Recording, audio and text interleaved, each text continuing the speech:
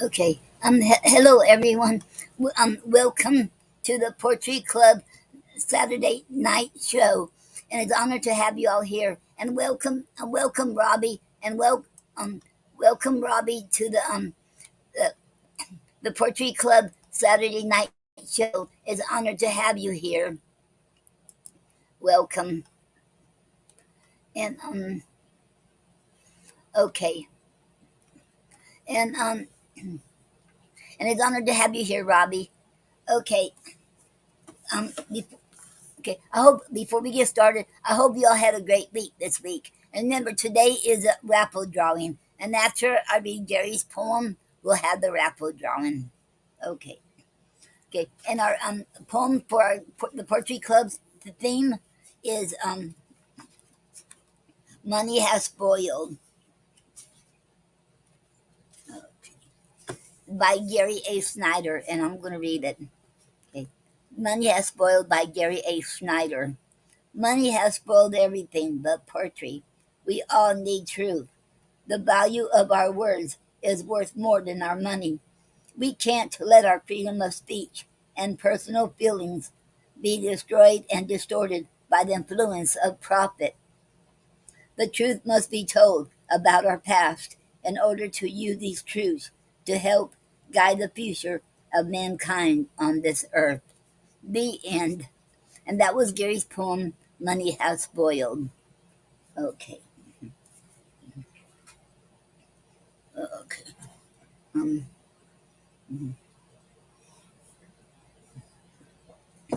okay, now I'm going to do the raffle drawing for the month of June. Hello, Gina. Um, okay. Hello, Gina. Gina, welcome to the Poetry Club Saturday night show. It is an honor to have you here, and I love you too, Gina. Welcome.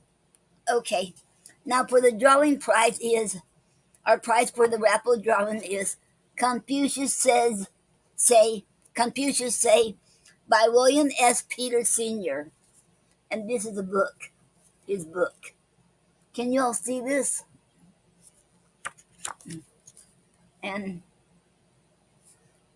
okay, okay. And we got a comment here. And Gina said,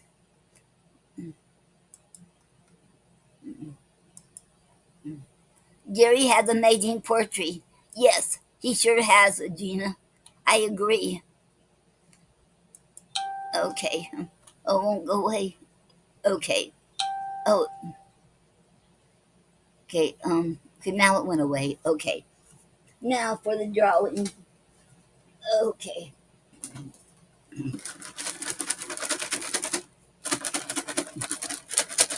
Okay. I hope y'all can see this. Yes.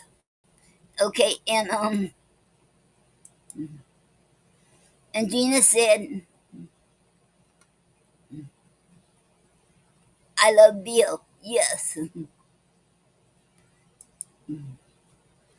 Yes. We all love Bill. He's awesome. Okay. Let me get this out of here. Okay, there. Okay. Okay. I hope y'all can see this. Cause some reason my computer's slow, and I don't know why. Okay. Okay. Okay, can you all see this? Okay. Okay. Okay. Okay, we'll see who it is. Uh-oh.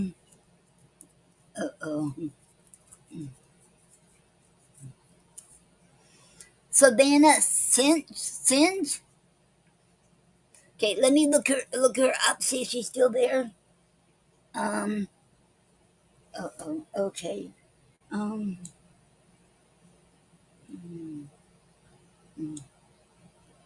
okay. Um, mm, mm,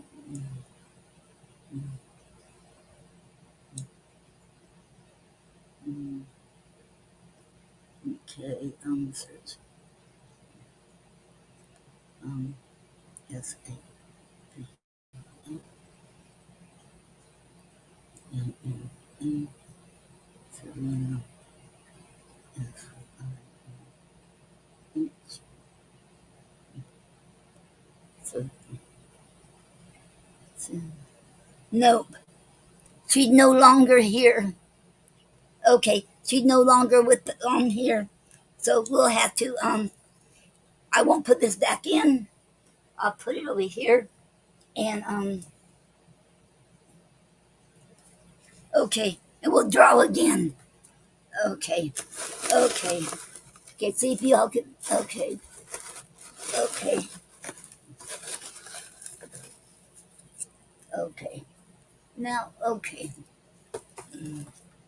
Okay. Mm. Stacy Savage. Let me see if she's still here. Um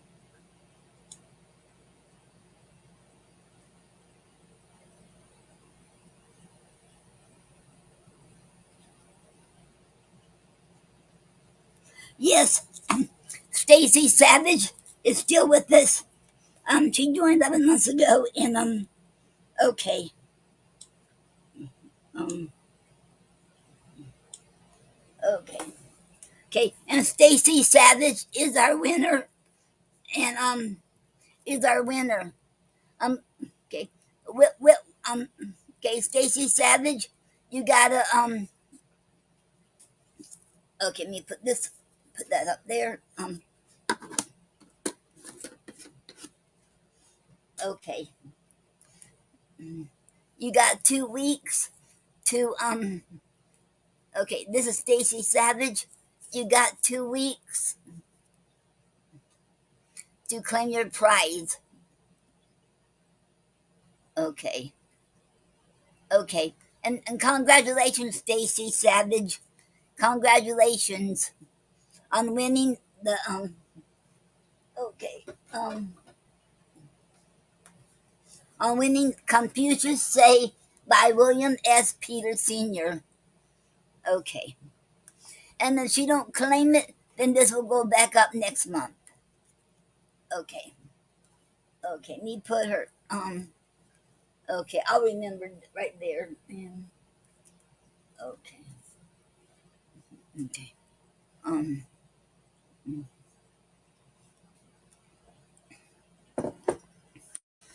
okay. And and Gina said, William S. Peter Sr. is amazing. He sure is, Gina. Okay. And then she also said we can see. Okay. Thank you, Gina. Okay. Okay. Now I'm gonna read from I'm gonna read the final William Shakespeare the sonnets, poems of love. This is the final of it. I'll be reading sonnets 150 through 154. Then next week I will read I will be continuing doing William Shakespeare. We got his complete set. So I will be reading that starting next month. I mean next week. I mean yeah, next week. Okay. I love William Shakespeare. Okay. Uh, okay. Okay. Okay. Sonnet 150. Oh, from what power hast thou this powerful might, with insufficiency my heart to sway, to make me give the lie to my true sight, and swear that brightness doth not grace a day? Whence hast thou this becoming of things ill, that in the very refuse of thy deeds there is such strength and warring ties of skill, that in my mind thy worst all best exceeds? Who taught thee how to make me love thee more, the more I hear and see, just cause of hate? Oh, though I love what others do abhor, with others thou shouldest nor not abhor my state. If thy unworthiness raise love in me, more worthy I to be loved, beloved of thee. The end. And that was Sonnet 150. Okay. One Sonnet 151. Sonnet 151. Okay. Love is too young to know what conscience is, yet who knows not conscience is born of love. Then, gentle cheater, urge not my amiss, lest guilty of my faults thy sweet self prove. For thou betraying me, I do betray my nobler part to my gross body's treason. My soul doth tell my body that he may triumph in love. Flesh stays no further, no farther reason. But rising at thy name, doth point out thee as his triumphant prize. Proud of this pride, he is contented thy poor drudge to be, to stand in thy affairs, fall by thy side, no want of conscience, hold it that I call her love, for whose dear love I rise and fall. The end. And that was Sonnet 151. Okay. Sonnet 152. And we have a okay. We have a comment. Mhm. Okay. Okay. And all right, Bill Peter said, Gina Storm, love you too, Queen Gina. Okay. Okay. Let me get okay. And okay, Mark said hi. Okay. Okay. Let me get this uh-oh. Oh, they won't go. Okay, I'm sorry about that. Welcome, Bill Peterson. Welcome, Bill Peters. Welcome to the Poetry Club Saturday night show. It is an honor to have you here. Thank you, Bill. And welcome, hello, Mark, and welcome to the Poetry Club Saturday night show. Welcome. It is an honor to have you here. Okay. Okay. Welcome, Doreen. Welcome to the Poetry Club Saturday night show. It is an honor to have you here. And welcome, everyone. It is an honor. Okay. Okay. Now we're okay on the Sonnet 153. Wow, we have a lot of. Thank you all for coming here. If y'all making me feel good, y'all being here. Thank you all. Okay. Sonnet 153. Cupid laid by his brand and fell asleep. A native, a maid of Diane's this advantage found, and his love kindling fire did quickly steep in a cold valley fountain of that ground, which borrowed from this holy fire of love a dateless lively heat, still to endure, and grew a seething hate, bait, which yet men approve, against strange maladies, a sovereign cure. But at my mistress I, love's brand new fired, the boy for trial needs, would touch my breast. I sick with though the help of that desired, and thither hied a sad distempered guest, but found no cure. The bath for my help lies where Cupid got new fire, my mistress' eyes. The end. And that was Sonnet 153.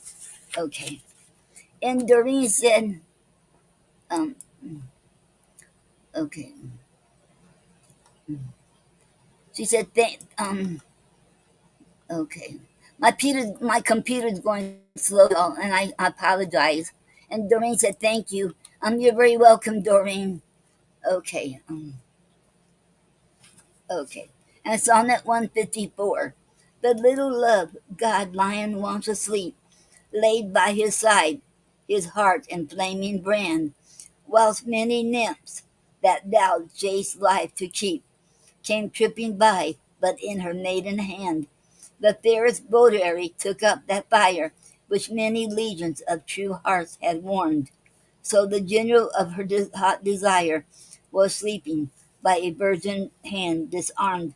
This brand she quenched in a cool well by, which from love's fire took heart perpetual, growing a bath and healthful remedy for men diseased. But I, my mistress thrall, came there for cure, and this by that I prove. Love's fire heats water, water cools, not love. The end. And that was the end of William Shakespeare, the sonnets, poems of love. Okay, and now next week we'll read the. I'm going to read the complete works of William Shakespeare. Okay, now okay, and the ones that who missed it early, before I started reading. We had the drawing, and that's not okay. What I do it. And I want to congratulate. I'm hoping I'm pronouncing her name right. She's the winner of Confucius Says by William S. Peters Sr. Okay. Congratulations, Stacy. Okay. Uh-oh. Okay.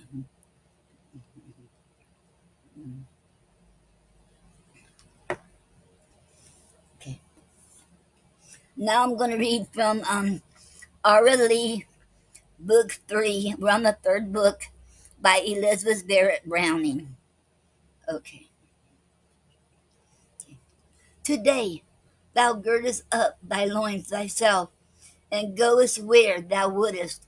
Presently others shall gird thee, said the Lord, to go where thou wouldest not. He spoke to Peter thus, to signify the death which he should die, when crucified head downwards.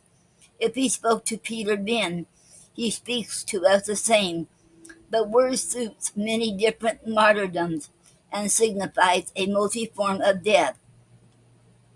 Although we scarcely die apostles, we, and have mislaid the keys of heaven and earth.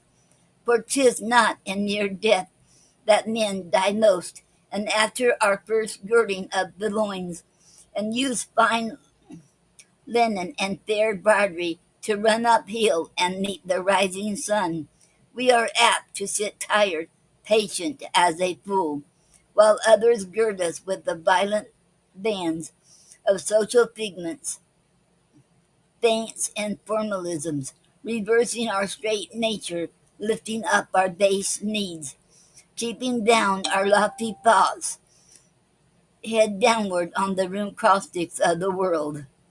Okay. Yet he can pluck us from that shameful cross.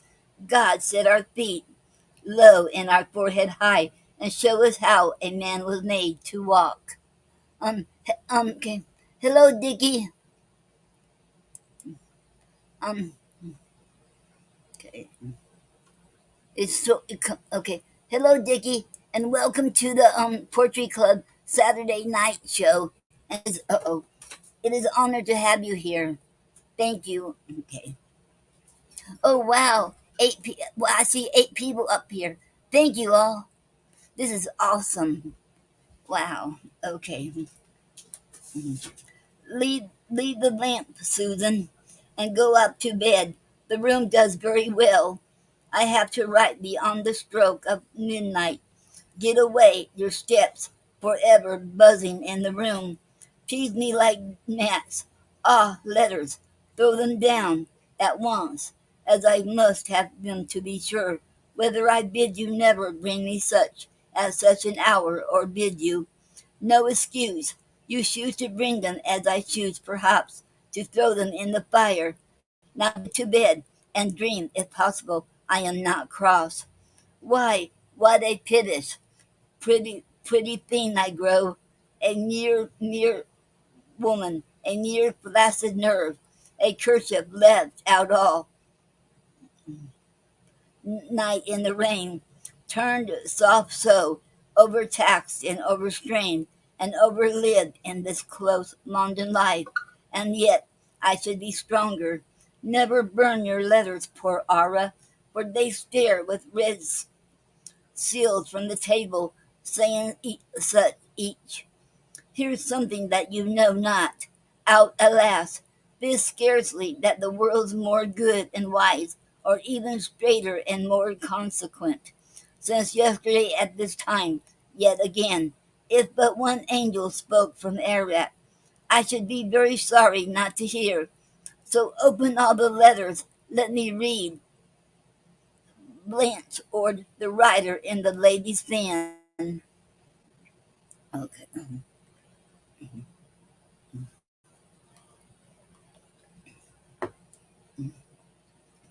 Request my judgment on that afterwards. Kate Ward desires a model of my cloak and signs Elisha to you. Pringle Short presents his work on social conduct, craves a little money for his pressing debts from me, who scarce have money for my needs.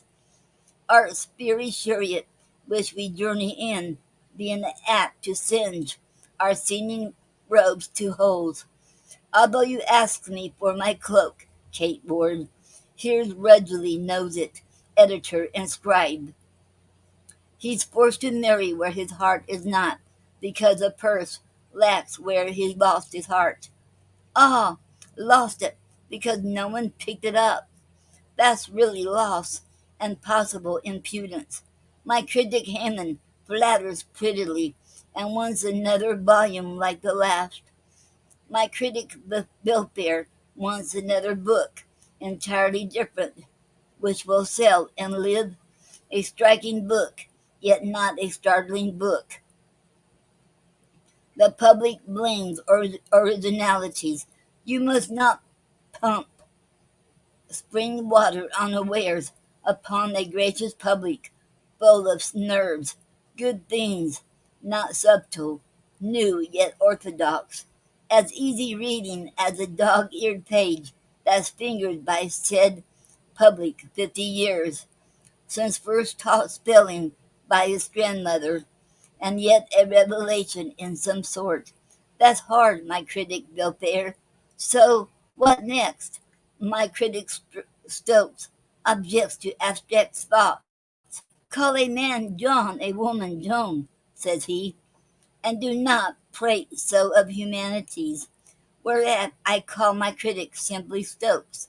My critic Jobson recommends more mere, because a cheerful genius suits the times, and all true poets laugh unquenchably, like Shakespeare and the gods. That's very hard. The gods may laugh and Shakespeare. Dante smiled with such a needy heart on two pale lips. We cry, weep rather, Dante. Poems are men, if true poems, and who dared explain at any man's door? Here, 'tis understood, the thunder fell last week and killed a wife and scared a sickly husband. What of that? Get up, be merry, shout and clap your hands, be- because a cheerful genius suits the times. None says so to the man, and why, indeed, should any to the poem?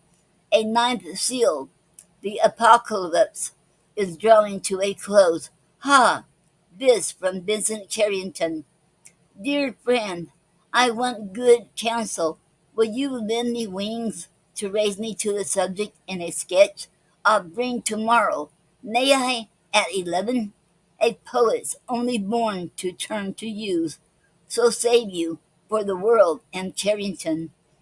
Writ after. Have you heard of Romney Lee? Beyond what's said of him in newspapers, his phalanstries there, his speeches here, his pamphlets, pleas and statements everywhere. He dropped me long ago, but no one drops a golden apple, though indeed one day you hinted that, but just jested. Well, at least you know, Lord, how who sees him whom he sees and you see, and I hate to see, for how stands high upon the brink of theories. Observe the swimmers and cries very fine, that keeps dry linen equally. unlike that gallant Wester Romney. Strange it is, such sudden madness seizing a young man to make earth over again, while I'm content to make the pictures. Let me bring the sketch. Um, okay,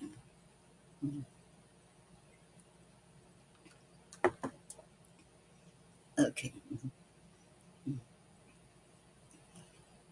okay. A tiptoed Danae, overbold and hot, both arms aflame to meet her wishing Jobo halfway, and burn him faster down the face, and breast upturned and straining, the loose jocks all glowing with the anticipated gold. Or here's another on the self same theme. She lies here flat upon her prison floor, the long hair swapped about her to the heel like wet seaweed. You dimly see her through the glittering haze of that prodigious rain, half blotted out of nature by a love as heavy as fate. I'll bring you either sketch. I think myself the second indicates more passion. Surely self is put away and calm with abdication. Okay, she is Jobo, and no more Danae, greater thus. Perhaps the painter symbolizes, unawares, two states of the recipient artist's soul. One, forward, personal, wanting reverence, because aspiring only, will be will be calm, and know that, when indeed our Jobs come down, we all turn stiller than we have ever been. Kind Vincent Charrington, I'll let him come. He talks of Florence, and they say a word of something as it chanced 7 years ago, a hedgehog in the path, or a lame bird in those green country walks in that good times. Well, certainly I was so miserable, I seem to have missed a blessing ever since. The music soars within the little lark, and the lark soars. It is not thus with men. We do not make our places with our strains, content while they rise, to remain behind, alone on earth instead of so in heaven. No matter, I bear on my broken tail. When, okay.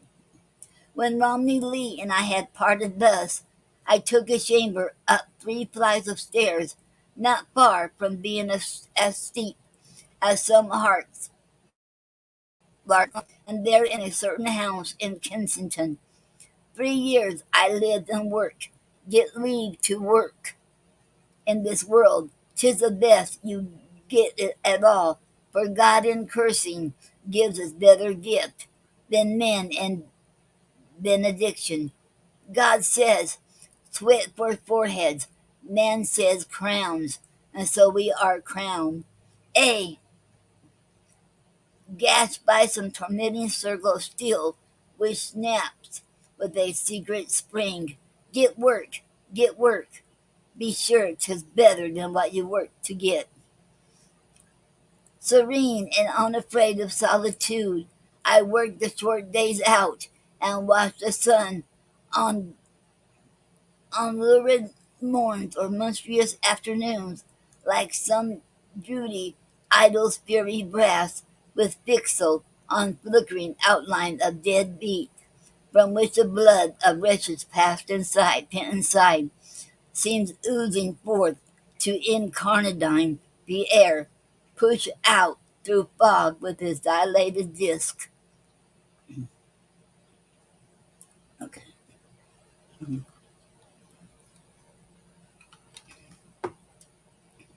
Okay.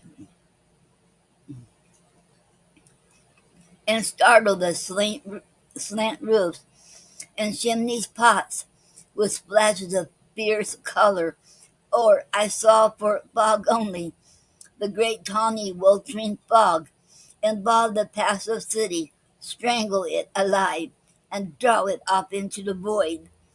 Spires, bridges, streets, and squares, as if a sponge had wiped out London, or as noon and night had clapped together and utterly struck out the intermediate time, undoing themselves in the net.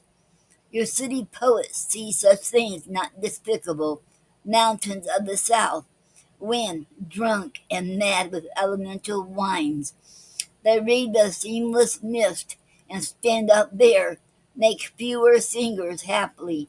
No one sings. Descending Sinai on Parnassus Mount, you take a mule to climb, and not a muse, except in fable and figure. Forests chant their anthems to themselves and leave you dumb.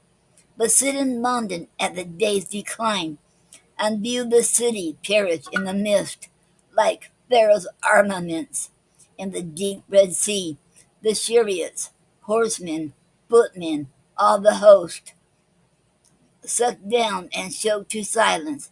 Then, surprised by a sudden sense of vision and of tune, you feel as conquerors, though you did not fight, and you and Israel's other singing girls, Miriam with them, sing the song you choose. I worked with patience, which means almost power. I did some excellent things indifferently, some bad things excellently.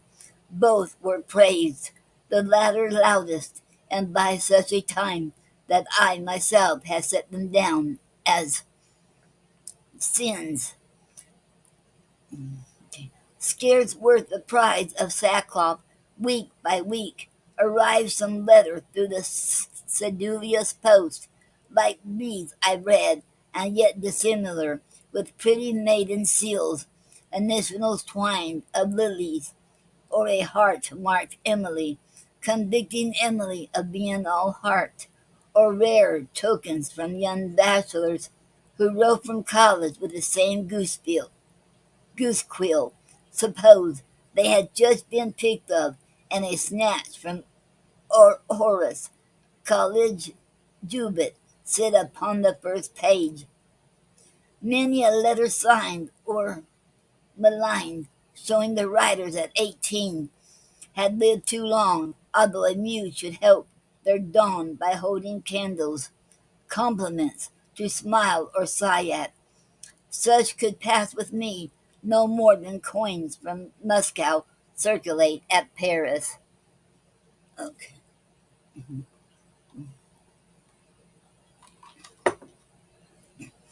okay, okay. And we have a comment. So Angel said hi, hello everyone, and then she said hi Noreen.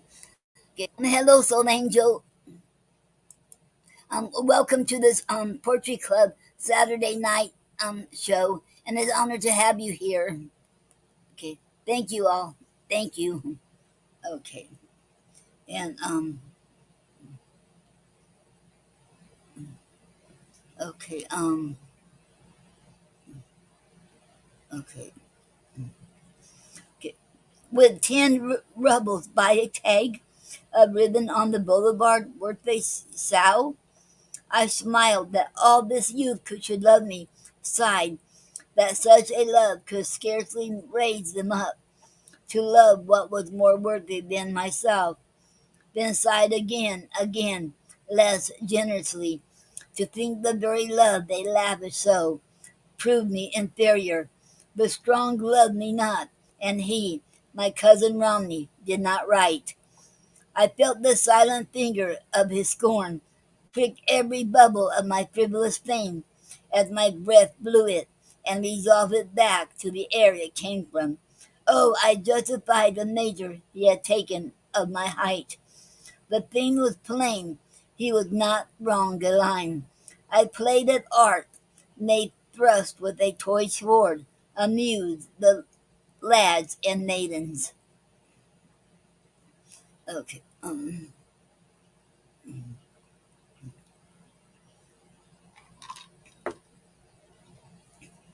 Okay.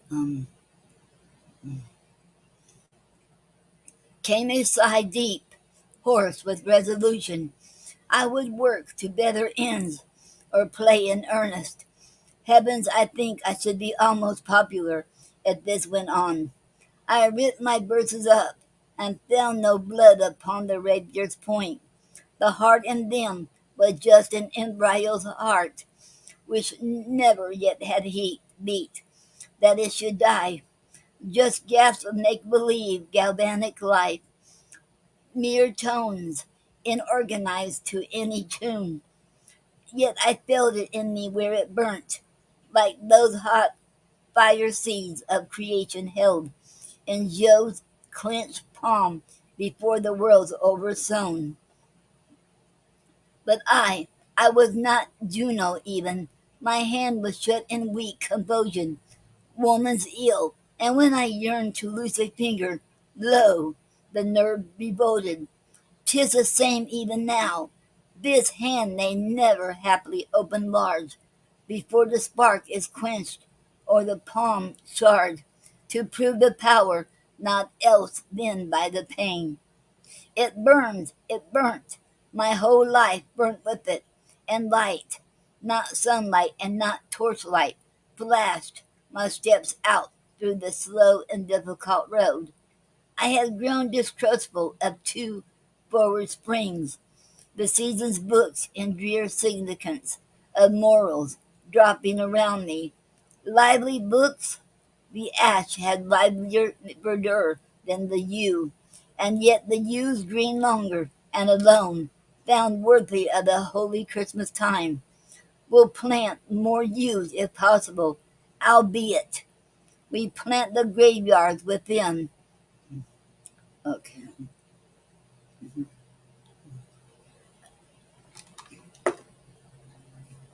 okay, okay,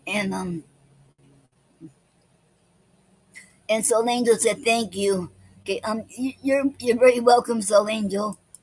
Okay, okay. Day and night I worked my rhythmic thought, and furled up both watch and slumber with long lines of life which did not suit their season, but rose fell from either cheek. My eyes glowed luminous through orbits of blue shadow, and my pulse would shudder along the purple veined wrist like a shot bird.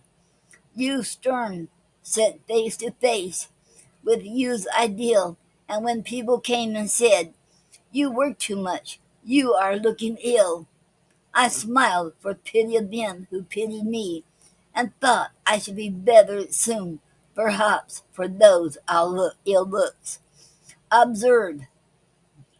I means in youth, just I, the conscience and eternal soul, with all its ends, and not the outside life, the parcel man, the doublet of the flesh, the so much liver, lung, in, integument, which makes the sum of I hereafter, when world talkers talk of doing well or ill. I prosper if I gain a step, although a nail bent pierce my foot, although my brain embracing my any truth rose paralyzed. I prosper. I but change my instrument. I break the spade of, digging deep for gold, and cast the mattock up. I worked on, through all the bristling fence of nights and days, which hedges time, and from the eternities I struggled, never stopped to note the stakes which hurt me in my course. The midnight oil will stink sometimes. There came some vulgar needs. Okay. I had to live that therefore I not work. I might work, and being but poor, I was constrained for life to work with one hand for the booksellers, while working with the other for myself and art. You swim with feet as well as hands, or make small way. I apprehended this. In England, no one lives by verse that lives, and apprehending, I resolved by prose to make a space to spear my living verse. I wrote for cyclopedias, magazines, and weekly papers, holding up my name to keep it from the mud. I learnt the use of the editorial we in a review, as courtly ladies, the fine trick of trains, and swept it grandly through the open doors, as if one could not pass through doors at all, save so encumbered. I wrote tales beside, cards many, an article on cherry stones to suit light readers, something in the minds, revealing, it was said, the mallet hand, but that I'll never vouch for.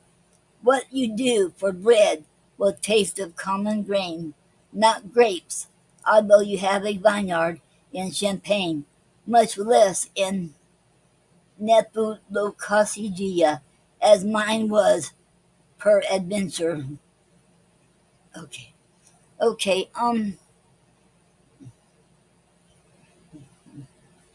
I will end right there and till next week.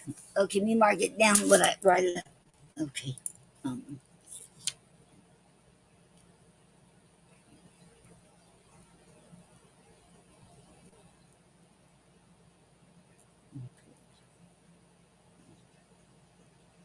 okay. Okay. Now okay, now we're going to talk about the poetic form. And today I got it from shadowpoetry.com. And even though it's a ghost website, it's still an awesome site. So go on there and check it out.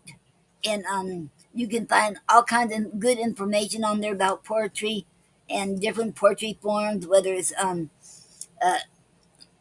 the tradition or invented poetry forms. Okay, and today we're going to talk about um, didactic poetry. Di- Didactic poetry is a form of poetry intended for instruction, such as for knowledge or to teach. And there's nothing about rhyming or no rhyme. And I guess it can be on any subject. There's no mention of what subject or how many lines or anything like that. And that was it for didactic. And and I realized I do have a poem on the didactic poetry, and I'll read that for you. And I wrote this poem years ago, back in the '90s, called "Teach a Child," and I'll read that for you. I think this is considered didactic poetry. Teach a child.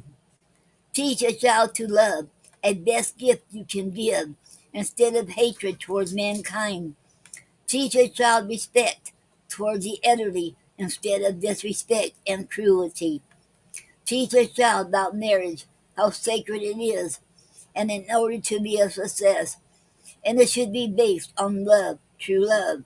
The spouse is like your cherished treasure. Teach a child about friendship. You can't buy friends, and friends are treasures. Teach a child about morals and values, how important it is. Teach a child unbiased toward the ones who are different from us. Teach a child about God's love and Jesus' love, how he loves each one of us. Teach a child to read and write. He would go far in life for the good. Teach a child about nature, to appreciate the simple and small things in life. Teach a child about arts and crafts. He can create things with his hands if he put his mind to it, so he can build up his self esteem and confidence. Teach a child to say no to drugs. It'll put him through hell on earth if he says yes. Teach a child these things, and this world will be a better and safer place to live. The end. And that was my poem, Teach a Child, and I think it would be considered didactic poetry form. And that's why I read it today. Okay.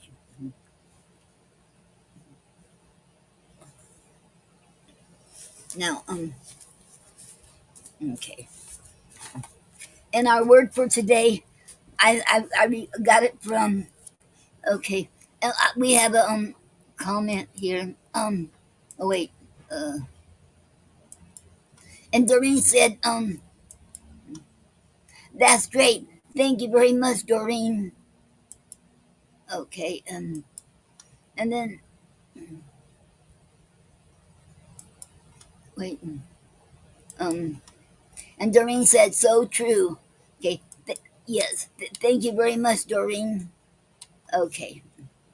Okay. And today's word, I got it from wordgenius.com. Go check it out.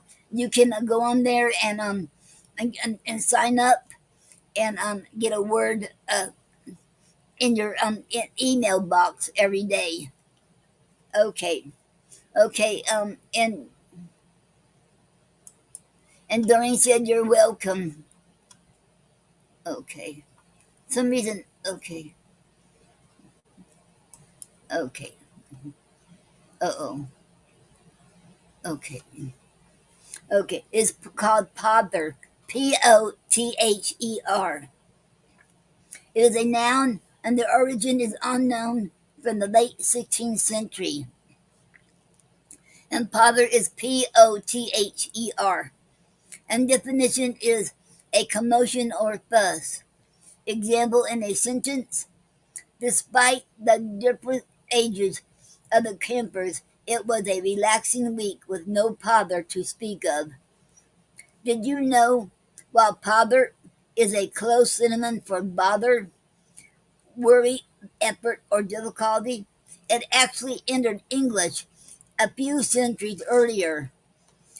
It's related to a couple of other early English words: potter, potter, meaning to prod, and putter, pudder, meaning to fuss. But like pother, these have mostly fallen out of use in modern English. You don't hear them words anymore. But it's an interesting word. That's why I picked it. I liked it. Okay.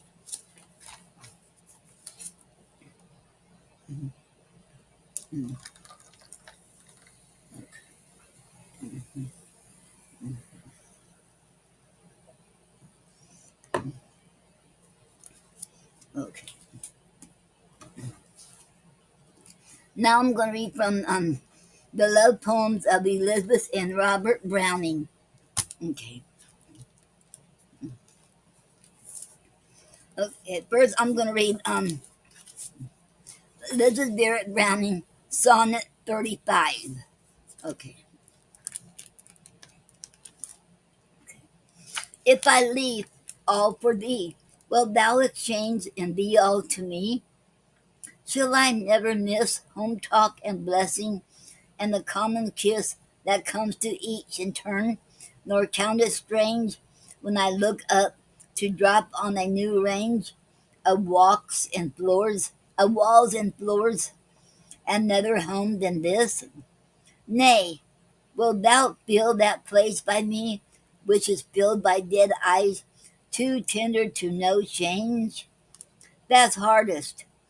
If to conquer love has tried, to conquer grief tries more, as all things prove. For grief indeed is love and grief beside. Alas, I have grieved, so I am hard to love. Yet love me, wilt thou? Open thine heart wide, and fold within the wet wings of thy dove. The end. And that was Elizabeth Barrett Browning's Sonnet 35. Okay. Now I'm going to read Robert Browning's poem, and it comes from Nympholeptos, and it's not the whole poem in here. Okay.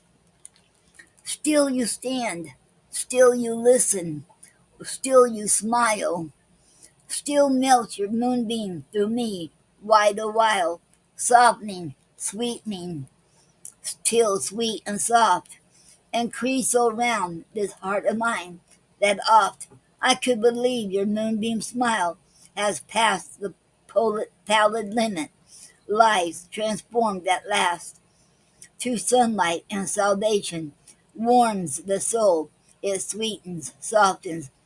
Would you pass that goal, gain love's birth at the limits, happier verge, and wherein iridescence lurks, but urge that hesitating pallor onto prime of dawn, true blood streaked, sun warmth, action time, by heart pulse ripen to a ruddy glow of gold above my day.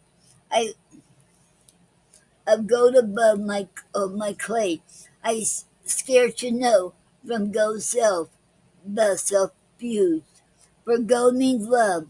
What means a sad, slow silver smile above my clay? But pity, pardon, at the best, but acquiescence that I take my rest, contented to be clay, while in your heaven the sun reserves love for the spirit seven, companioning God's throne they lamp before, leaves earth a mute waste, only wandered over by that pale soft sweet disimpassioned moon, which smiles me slow forgiveness, such the boon I'll beg.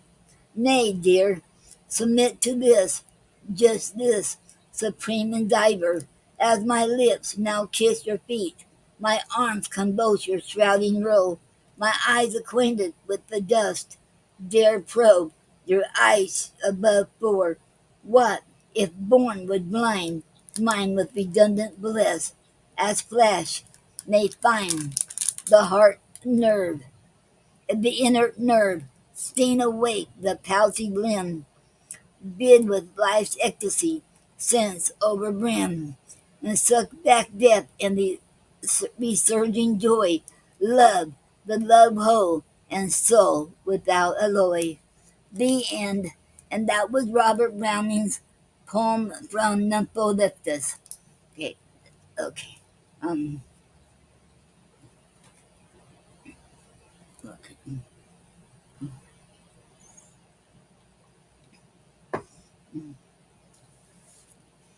Okay.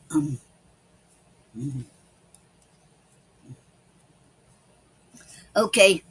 Um, anybody out there wants to? Anybody still here? Did anybody want to come on and have anything to read? You want to read anything, or you have a poem you want to read, or you have anything to say, or you want to join us? Okay, and you have Okay, you can come on here. Anybody can. Okay, and in the meantime, okay, I will put it in here first. The Does anybody want to come on? Okay, okay.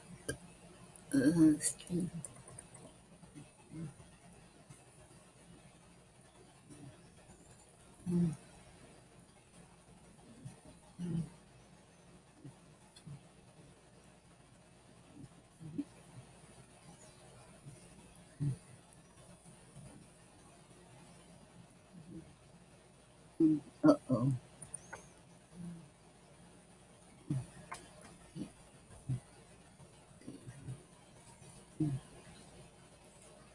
Um,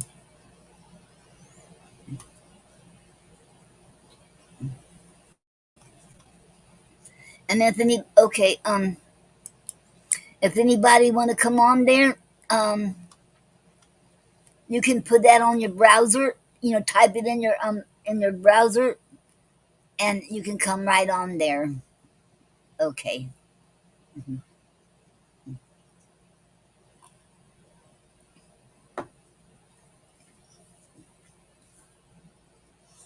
Okay.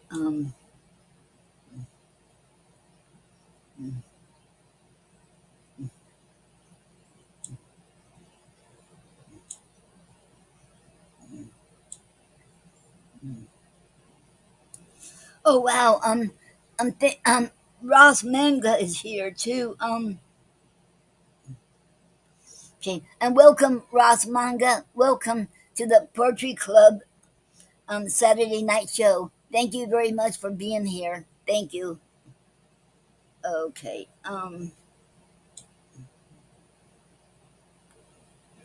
And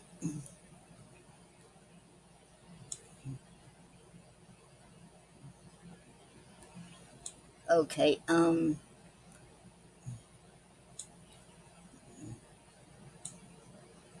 Okay.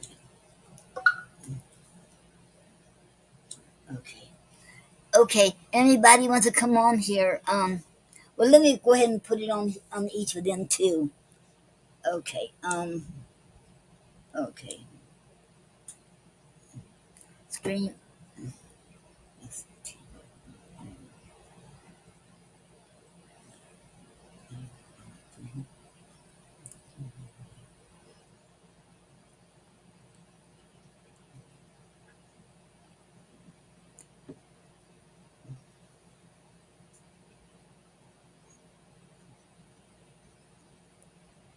Okay. In, in,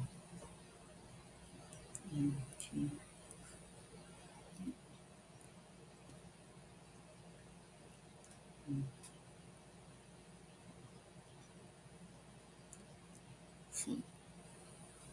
Okay. Okay. I also put it on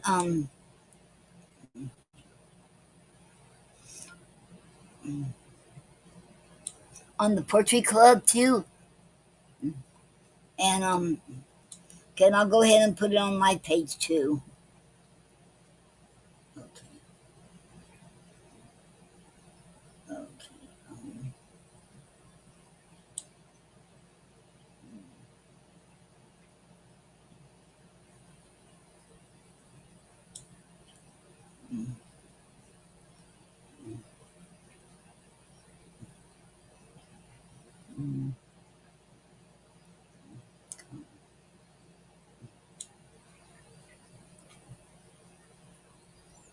Okay. Okay. So I'm gonna put it on here too. Okay. Let's- mm, mm, mm,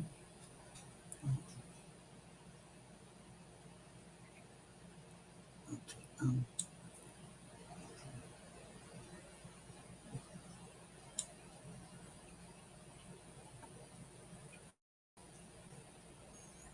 Okay. Okay. Mm,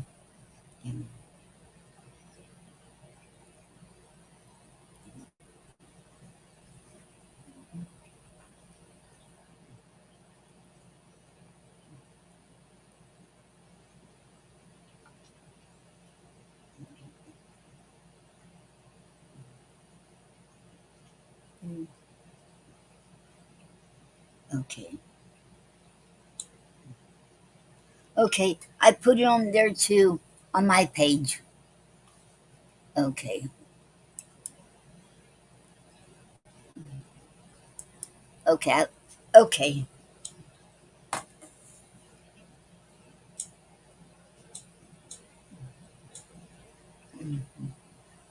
And,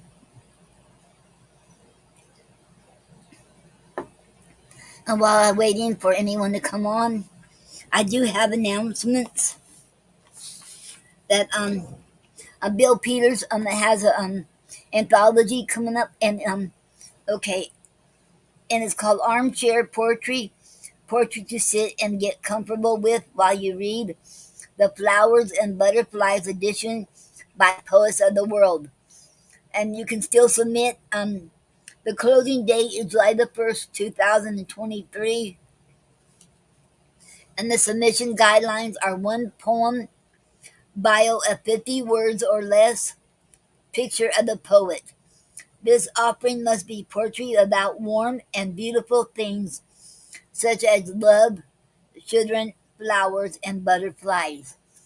Submit it to Inner Child Press Anthologies at gmail.com.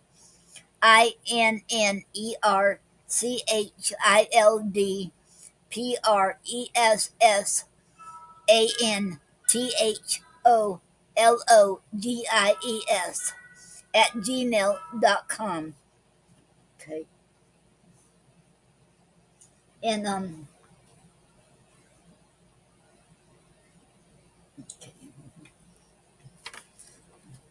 and also it says okay, more information on it too.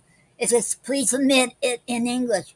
You may submit in other languages, but must include an English translation and transliteration if the language is not written in Roman letters and or Latin script.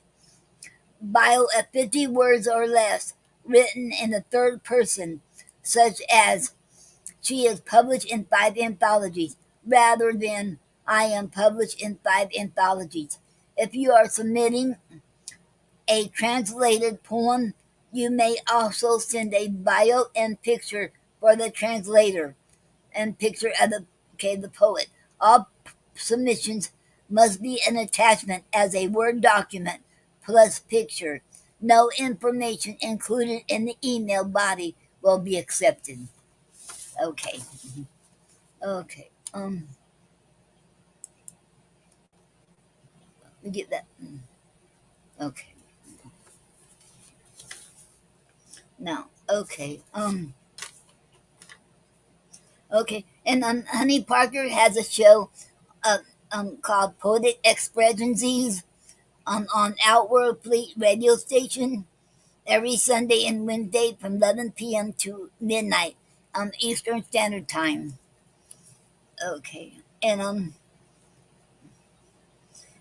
Craig Kirkland, he has a YouTube channel called Great Amazia, and he has a past episode of the TVP shows with Amazia the Great. Those are awesome shows. Go check it out. Okay. And okay.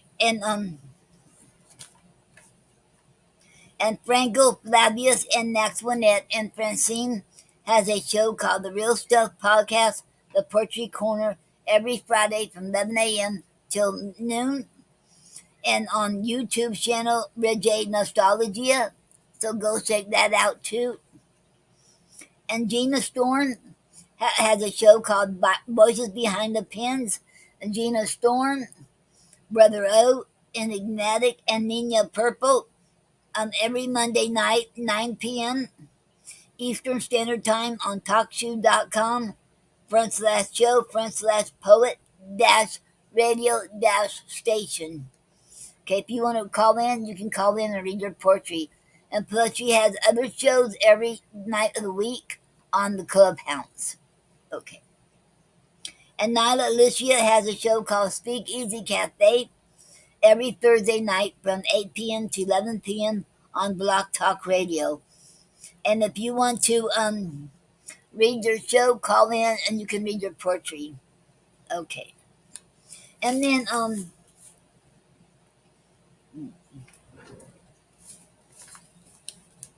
okay.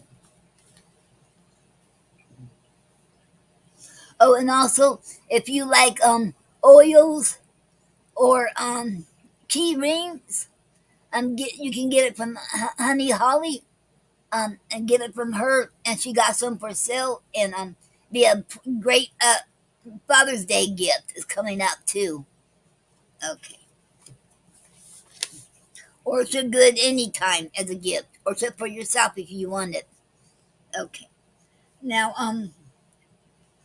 okay, I have an extra drawing going on the Poetry Club, and it's already started it. It will be ending June the 19th, and that was for the for because we had over 10,000 now. Well, now we have over 14,000 members, and I want to thank everyone for joining.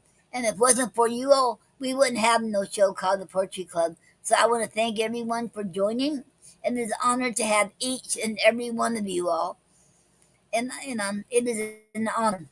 So if you all want to be entered in the drawing for this one, you will make a comment underneath of it. Cause I noticed a lot of people clicking on like or loving it, but that will not get you in the drawing. You have to make a comment, make some kind of comment. Then I know that you're in on it, and then you'll be in, and then you'll be in the drawing. And the drawing is a 2023 Live Your Dreams calendar. And somebody asked me, um, how what that has to do with poetry. Well, the my Live Your Dreams calendar I created, that has poetry in it. It has it has my husband's Jerry's poetry in it, and it has my poetry in it.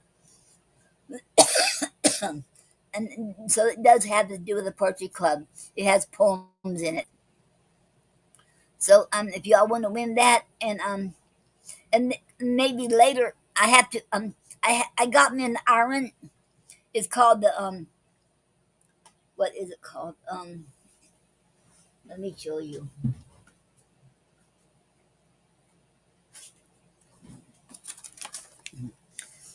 I got this on Temu. It's called the mini iron,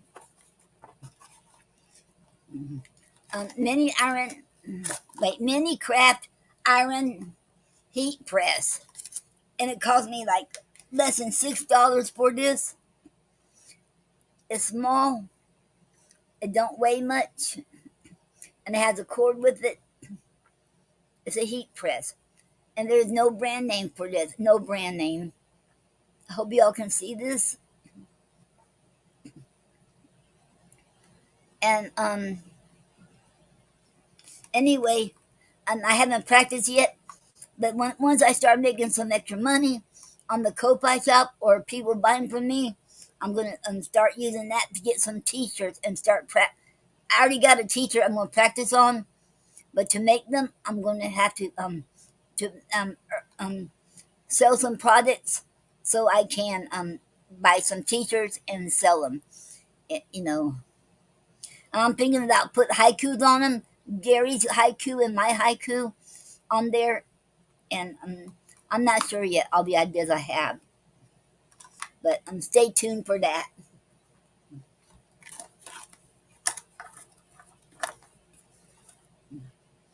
Right now, only on Ko-Fi, I have all my 5 books, even the ones out of print, because I still got probably about 60 left. And I got the books. I got the I put some gift tags up there now, and one bookmark up there. I also do business cards, but I haven't put the sample up there yet. And I got greeting cards and magnets, and the broadside poetry up there too. So check it out. You'll see it above there in the description. Okay.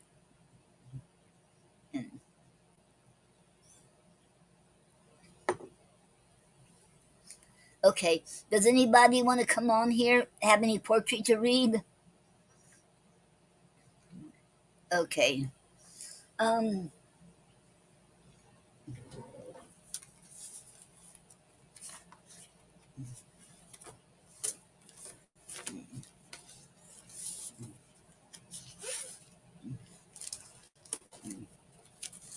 Okay.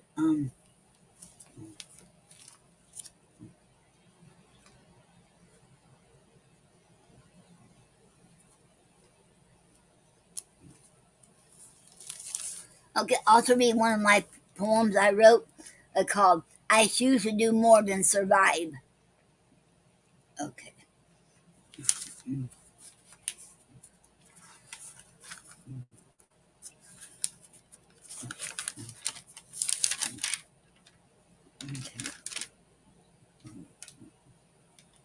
Okay.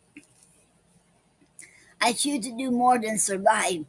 I choose to be a better woman, a better friend, a better person, a better poet, a better sister, a better aunt, a better child of God. I choose to be more proactive, stand up for what is right, stand up for the truth and nothing but the truth, stand up more for what I believe in. Wait, stand up for what I believe in. Okay. I choose to do my best to keep others more. Hmm. I choose to do my best to help others more, to be a friend. I choose to be more of an activist. I choose to be a better poet, a better writer. I choose to do more poetry. I choose to do more than survive. I choose to live to my fullest potential, to be strong, be brave, be courageous. I strive to be the best of me. Yes, I choose to do more than survive, because that's just me. The end. Okay. Um, okay.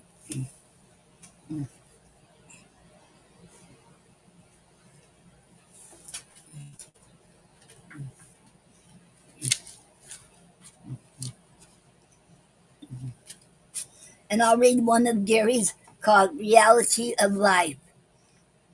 The necessities of life were acknowledged by all who enjoyed them.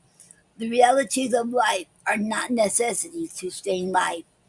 If you are born alone, you may attain the necessities of life. That is the reality of it. The end. Okay. Okay. And for the ones who weren't here when I did the drawing, well, the winner of the drawing is Stacy Savage. She got 2 weeks to claim her prize, and the prize is Confucius Says by William S. Peter Sr. Okay. And congratulations, Stacy. And so send me an inbox in in Facebook, and let me know that give me your mailing address, and I will mail your book out to you. Okay, congratulations. Okay, and if you don't claim it in 2 weeks, well, this will be going for next month too. Okay, and I want to thank Bill, as Bill Peter Sr. for donating these books to us for the raffle drawing, and I want to thank him very much because I sure appreciate it, and he kept it going, and so we could have that raffle drawing, and I have fun doing this because I get to see people enjoy receiving the gift, the books. So I love that, and that is so awesome to know, you know. And Emmer, he had the last one. He won the last one, and he claimed, and he already received it. And so to know that he enjoyed his book, and that is so awesome. And so to know that you all receive your books and let me know that you all like them, it's well worth it to me, and it makes me very happy. Thank you all so very much. Okay, and since there is no one else going to come on here, okay, I'm going to end the show, and I want to thank you all for being here, and I hope you all have a good night, good weekend, and a good weekend, and good week, and we'll be here again next Saturday, same time, 5 o'clock. And thank you all very much, and y'all have a beautiful, awesome week, and thank you all. And remember, you're never too young or too old to live your dreams. Thank you all. And God bless each one of you all. And we love you all. Thank you. Okay. Have a great, okay. Okay.